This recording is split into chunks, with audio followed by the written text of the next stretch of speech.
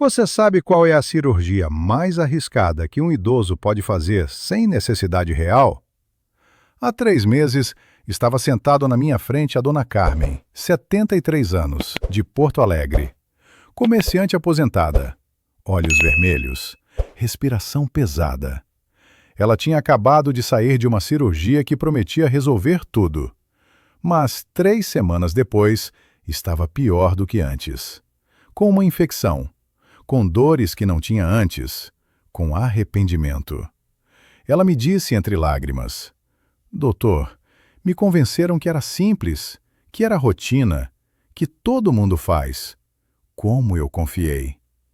Mas o que aconteceu com Dona Carmen mudou completamente a forma como eu oriento meus pacientes. Hoje, ela está recuperada.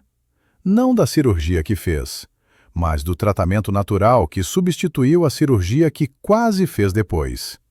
E pela primeira vez em anos, ouviu do médico novo: A senhora não precisa de bisturi. Seu corpo pode se curar sozinho. Não foi sorte, não foi milagre. Foi informação que a indústria não quer que você saiba. Antes de eu te contar quais cirurgias você deve evitar, você precisa entender por que os médicos recomendam procedimentos que você talvez não precise. Eu sou o Dr. Luiz Pacheco, especialista em saúde do idoso com 30 anos de experiência clínica. Durante todos esses anos, ajudei milhares de pacientes a evitar cirurgias desnecessárias e a recuperar a saúde de forma natural e segura. E hoje, eu quero compartilhar com você um conhecimento que pode salvar a sua vida. Antes de continuar, eu tenho um pedido. Se esse assunto é importante para você, clica no botão de curtir. Leva 1 segundo e me ajuda a alcançar mais pessoas que precisam dessa informação urgente. E agora me conta nos comentários. Escreve o número 1, se você ou alguém que você conhece já foi pressionado a fazer uma cirurgia. Escreve 0 se não, e me diz qual cirurgia te preocupa mais. Vamos começar. Dona Carmen tem 73 anos, mora em Porto Alegre. A vida inteira trabalhou com comércio. Sempre foi ativa, sempre foi independente. Até que começaram as dores no joelho direito. Há 2 anos, subir escada ficou difícil. Depois, andar no mercado virou sofrimento. O médico do convênio olhou o raio-x. 5 minutos de consulta. E disse: A senhora precisa trocar o joelho. É artrose avançada. Sem cirurgia, vai ficar numa cadeira de rodas. Ela ficou apavorada. Cadeira de rodas, dependente, um peso para os filhos. Primeira tentativa. Marcou a cirurgia. Fez todos os exames pré-operatórios. Gastou quase R$ 3.000 só nos exames. 1 semana antes da data, a filha ligou para mim. Doutor, minha mãe está muito nervosa. Será que ela realmente precisa disso? Pedi para a Dona Carmen vir no consultório. Avaliei ela pessoalmente, pedi novos exames e descobri algo que mudou tudo.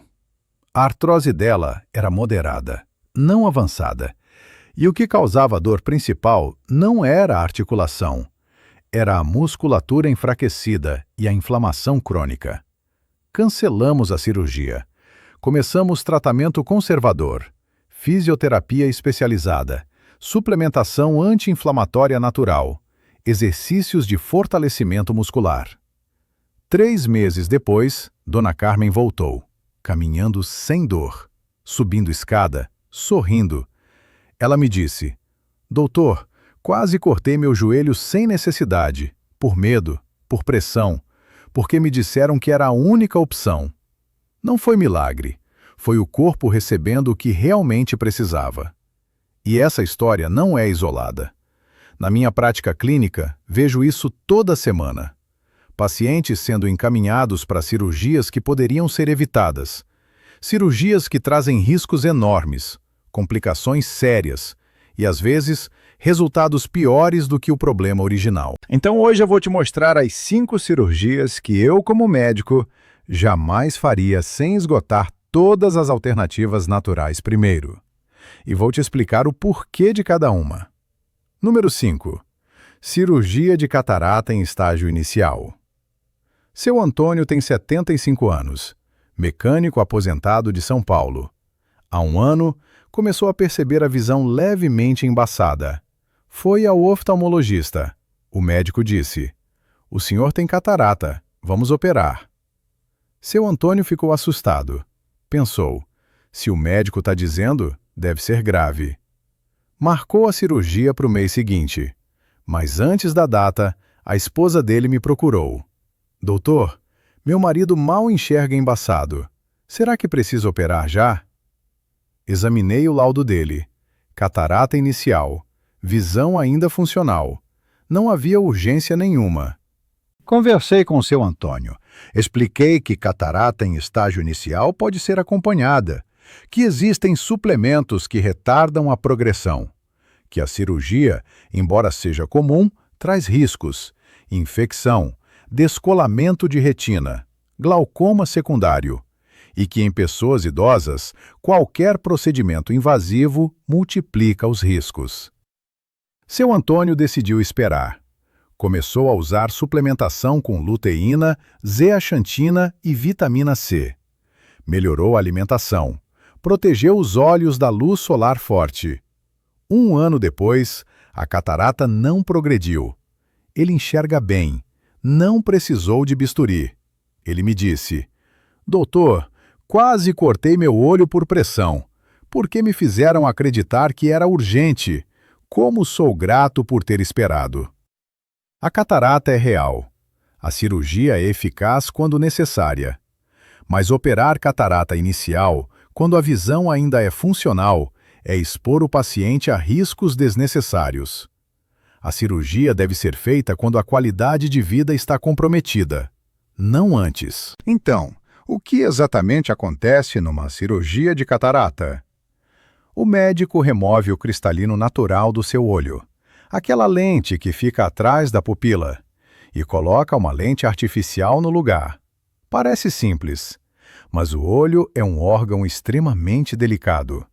Qualquer manipulação traz risco de infecção, de inflamação severa, de aumento da pressão ocular. Segundo pesquisas recentes, entre 3 e 5% dos pacientes operados de catarata desenvolvem complicações. Parece pouco, mas se você não precisava operar ainda, esse risco é completamente desnecessário. Na minha prática clínica, recomendo sempre: espera até que a visão realmente atrapalhe sua vida diária, até que você não consiga mais ler, dirigir ou reconhecer rostos. Aí sim, a cirurgia se justifica. Mas antes disso, existem formas naturais de retardar a progressão. Número 4. Cirurgia de hérnia de disco sem tentar tratamento conservador primeiro. Dona Marlene tem 79 anos. Professora aposentada de Curitiba. Há 6 meses, começou a sentir dor na lombar. Dor que descia pela perna esquerda. Formigamento no pé. Foi ao ortopedista.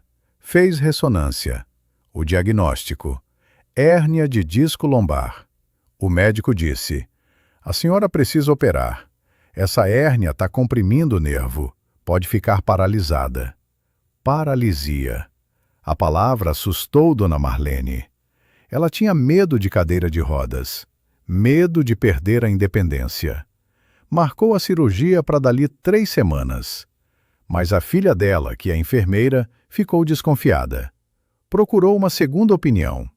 Me trouxe a mãe no consultório. Avaliei o caso. A hérnia existia, mas não havia sinais de compressão severa. Dona Marlene ainda tinha força nas pernas. Ainda conseguia caminhar. A dor era intensa, mas intermitente. Propus tratamento conservador. Fisioterapia especializada em coluna. Acupuntura, anti-inflamatórios naturais, exercícios de alongamento e fortalecimento do core. Dona Marlene duvidou. Ela disse: "Doutor, mas o médico falou que eu posso ficar paralítica." Eu expliquei: "Dona Marlene, a paralisia acontece em casos muito específicos, quando há perda de controle de urina ou fezes, quando há perda de força súbita nas pernas. A senhora não tem nenhum desses sinais. O que a senhora tem é dor. E dor a gente pode tratar sem bisturi. Ela concordou em tentar. 2 semanas de tratamento. Resultado? Nada. A dor continuava. 4 semanas. Melhora leve, mas ainda doía. Dona Marlene começou a desanimar.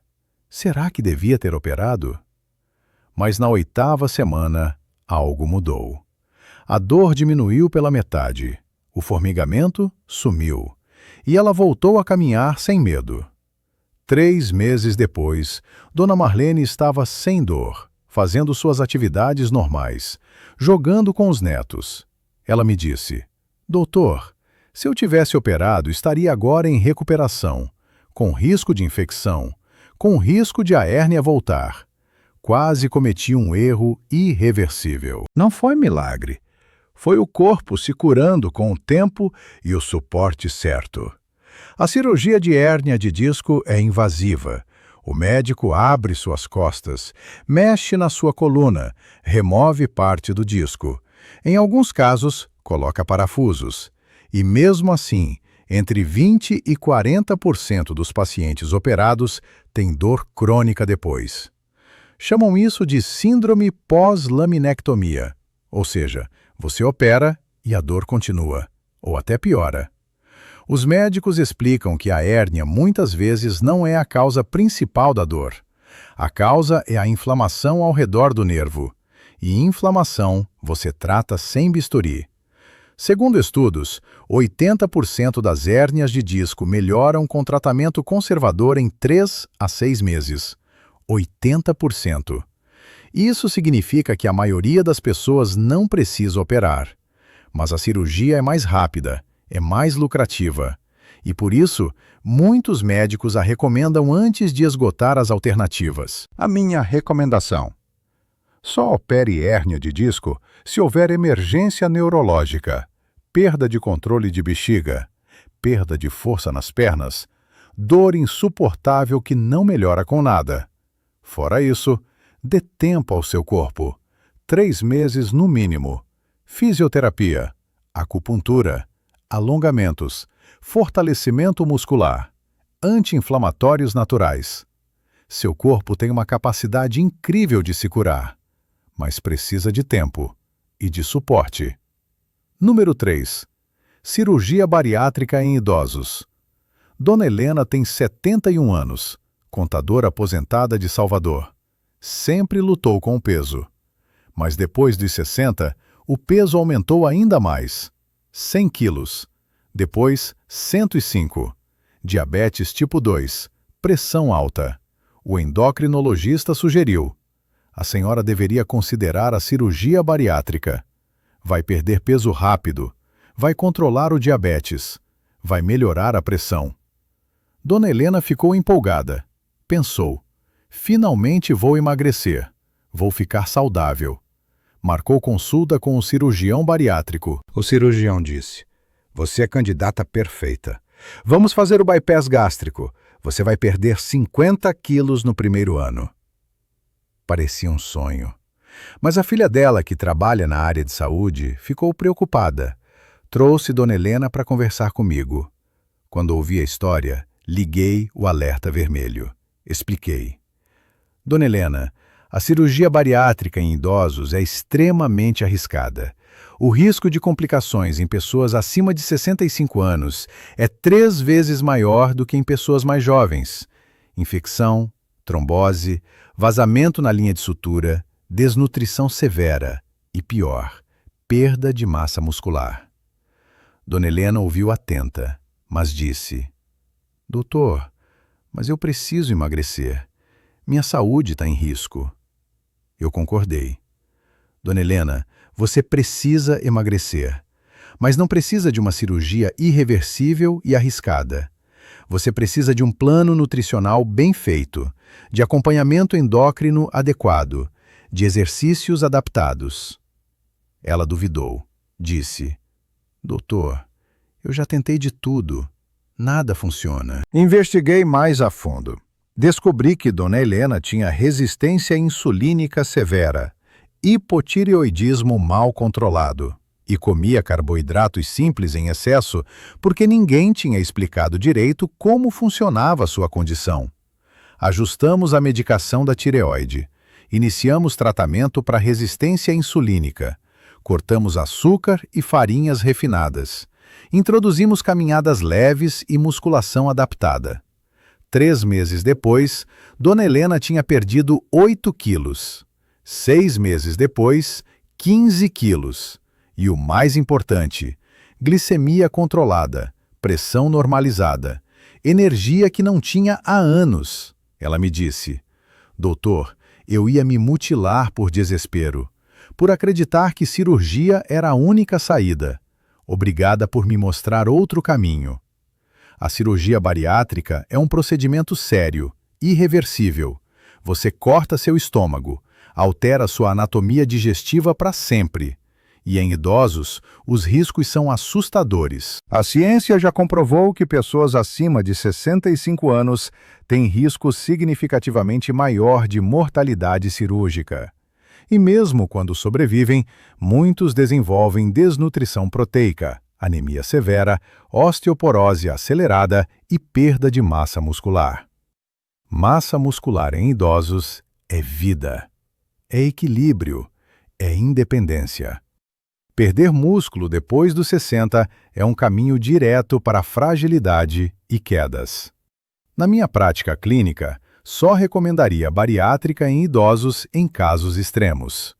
Obesidade mórbida com risco iminente de morte, mas mesmo assim com muita cautela. Para a maioria dos idosos, o emagrecimento deve ser gradual. 10% do peso em 6 meses já traz benefícios enormes. Não precisa ser radical, não precisa ser rápido, precisa ser sustentável. Agora vou te mostrar uma receita simples, caseira, que nossos avós já conheciam há gerações. Uma receita que ajuda a controlar o apetite, acelera o metabolismo e combate a inflamação.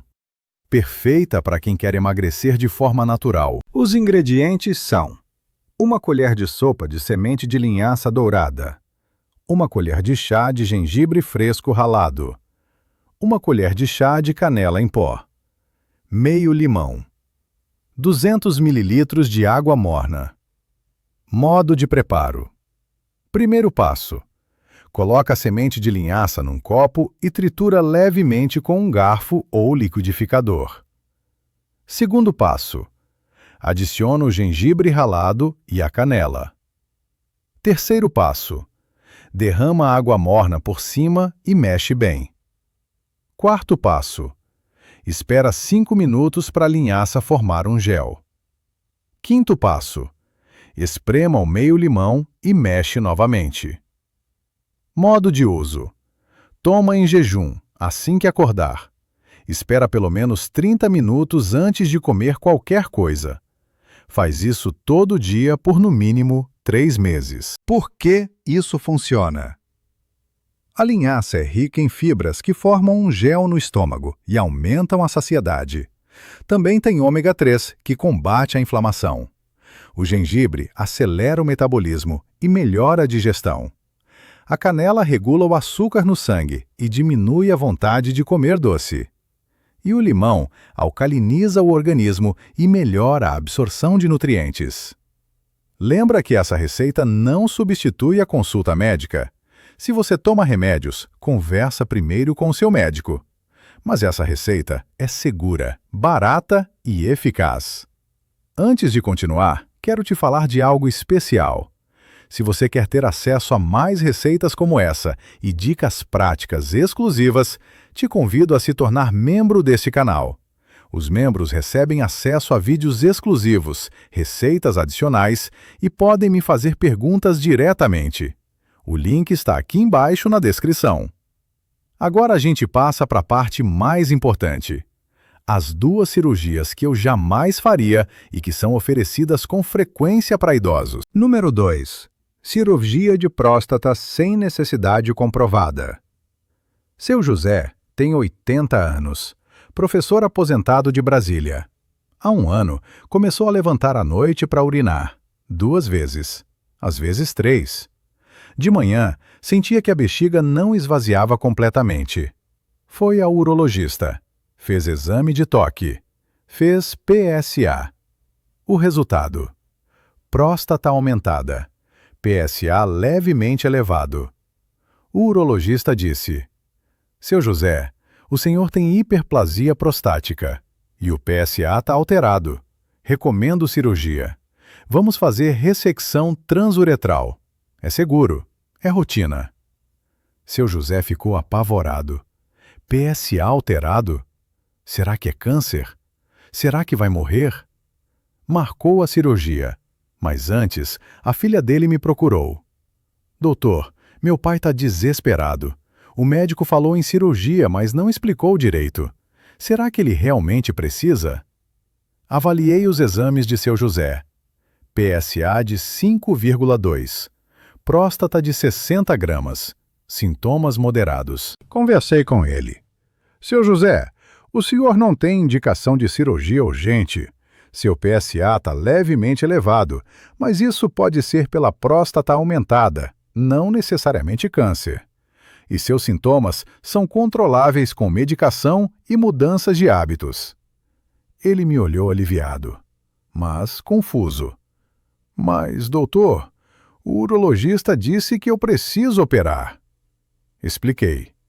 Seu José, a cirurgia de próstata tem riscos: incontinência urinária, disfunção erétil, sangramento, infecção. E, em muitos casos, os sintomas voltam depois de alguns anos. Então, a gente só opera quando é realmente necessário, quando há obstrução severa, quando há infecções urinárias de repetição, ou quando há suspeita real de câncer confirmada por biópsia.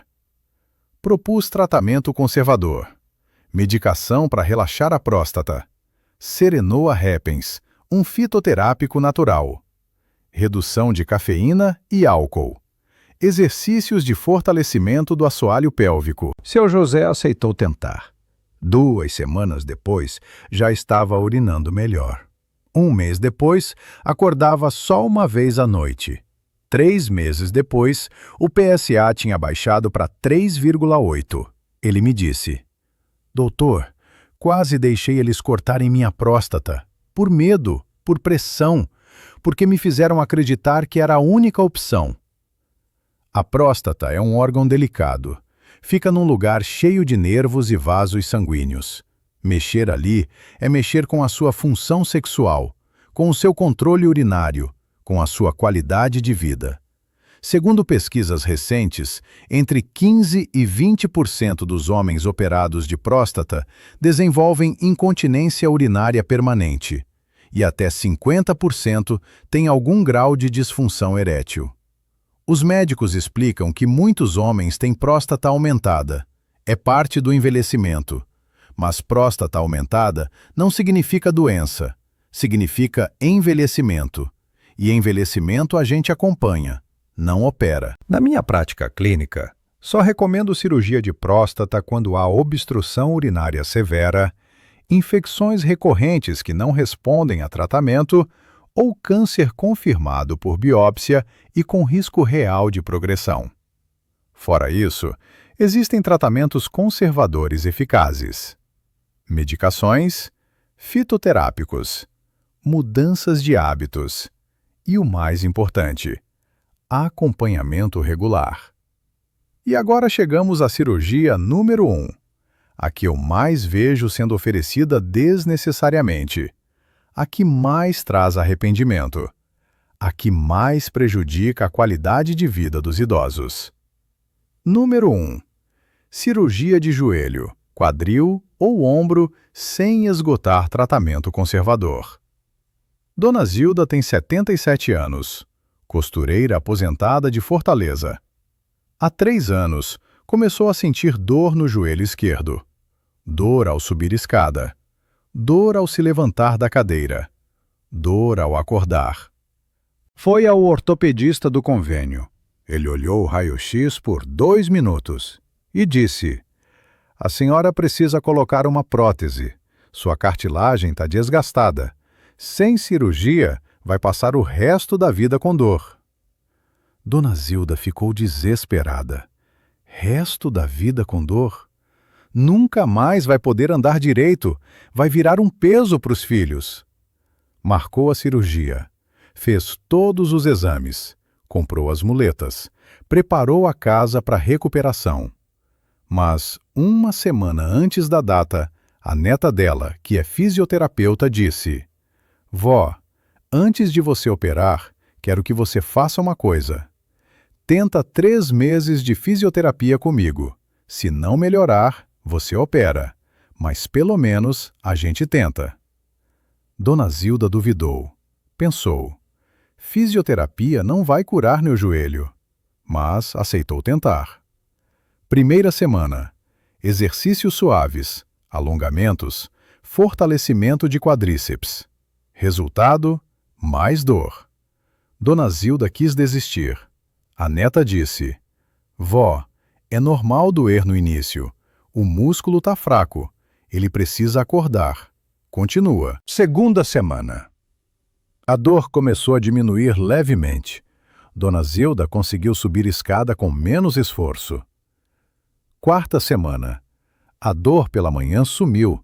Ela acordava e levantava sem sentir aquele peso. Oitava semana.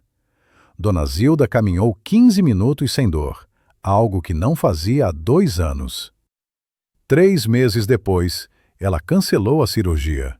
Ela me disse: Doutor, quase coloquei uma prótese no meu joelho. Quase passei por uma cirurgia de 6 horas. Quase fiquei 3 meses em recuperação. E meu joelho melhorou sem bisturi, só com exercício e dedicação. A cirurgia de prótese de joelho é uma das mais realizadas no Brasil, mas também uma das que mais traz arrependimento. Os médicos não te contam isso, mas entre 20% e 30% dos pacientes operados de joelho continuam com dor crônica depois. Chamam isso de dor residual pós-artroplastia, ou seja, você opera e continua com dor. Além disso, a prótese tem validade.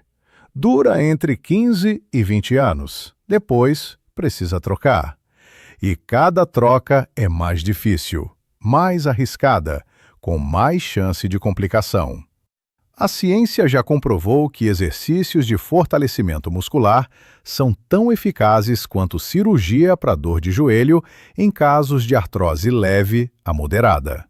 E sem riscos, sem infecção, sem recuperação longa. Na minha prática clínica, recomendo cirurgia de prótese apenas quando o paciente não consegue mais caminhar, quando a dor é incapacitante mesmo com medicação e quando já tentou tudo: fisioterapia, acupuntura, infiltrações, suplementação e nada funcionou. Mas isso é raro, muito raro. A maioria das pessoas melhora com tratamento conservador. O problema é que poucos médicos têm paciência para isso. É mais rápido encaminhar para a cirurgia. Se até aqui você aprendeu algo novo, clica no botão de curtir. Isso realmente me ajuda a continuar esse trabalho. E lembra, você não precisa aceitar a primeira opinião médica. Você tem o direito de buscar alternativas. Você tem o direito de dar tempo ao seu corpo. Hoje você aprendeu que muitas cirurgias oferecidas para idosos não são urgentes, que existem alternativas naturais e conservadoras, que seu corpo tem uma capacidade incrível de se curar quando recebe o suporte certo. Lembra da Dona Carmen do começo do vídeo? Hoje ela caminha sem dor. Subiu a Serra Gaúcha com os netos no mês passado e não precisou de nenhuma prótese, só de paciência, exercício e informação correta. Você não é velho demais para evitar uma cirurgia desnecessária. Seu corpo te escuta. E quando você dá a ele o que precisa, tempo, movimento, nutrição adequada, ele responde. Escolhe uma coisa desse vídeo e começa por ela. Hoje, se você tem dor no joelho, começa exercícios de fortalecimento. Se você tem próstata aumentada, conversa com seu médico sobre tratamento conservador. Se estão te pressionando para a cirurgia, busca uma segunda opinião. E agora me conta nos comentários, qual dessas 5 cirurgias te surpreendeu mais? E se você, ou alguém que você conhece, já passou por alguma dessas situações, compartilhe a sua história. Sua experiência pode ajudar outras pessoas. Se esse vídeo te ajudou, pensa em alguém que você ama que também pode se beneficiar. Talvez um pai, uma mãe, um avô, uma tia, que esteja sendo pressionado para fazer uma cirurgia. Compartilha com essa pessoa. Pode ser a informação que vai salvar a vida dela. Se você gostou desse vídeo, tenho certeza que vai gostar desse que está aparecendo na sua tela agora. Preparei ele especialmente para os inscritos desse canal. É sobre 5 sinais de que seu corpo está pedindo socorro e você está ignorando. Obrigado pelo seu tempo e pela sua confiança. Eu sou o Dr. Luiz Pacheco. Cuida de você e até o próximo vídeo. Fique bem.